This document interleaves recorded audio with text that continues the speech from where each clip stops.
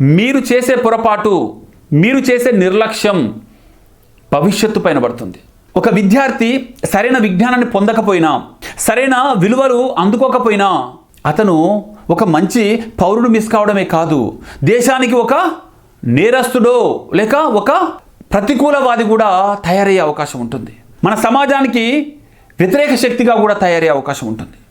కాబట్టి మనము నిర్లక్ష్యం చేసిన మన ఈనాటి ఈ విద్యార్థులే రేపు సమాజ ప్రగతికి ప్రతిబంధకాలు అవుతారు. కాబట్టి ఈ రోజున ప్రభుత్వాలు కేవలము ఇంగ్లీష్ మీడియంగా మార్చాం మేము అని చెప్పుకొని గొప్పగా ప్రకటించుకుంటే సరిపోదు. అందులో ఎంతమందికి నిజంగా ఇంగ్లీష్ వచ్చో దానిపైన డేటా కూడా ఇవ్వాల్సిన అవసరం ఉంది. లేదంటే వాళ్ళకు సపరేట్గా ఇంగ్లీష్లో తర్ఫీజుని ఇవ్వాల్సిన అవసరం ఉంది. అందులో భాగంగానే వాళ్ళకు టెస్టులు కూడా కండక్ట్ చేయాలి. ఆ టెస్టులో ఎవరైతే పాస్ అవుతారో, ఒక స్టాండర్డ్స్ దాటుతారో వాళ్ళకు మాత్రమే టీచింగ్ అనేది ఇవ్వండి. లేకపోతే మన చేతులారా మన భవిష్యత్తు, మన కళ్ళ ముందు విద్యార్థుల రూపంలో కూర్చున్న భవిష్యత్తుని మనమే నాశనం చేసిన వాళ్ళం అవుతాం.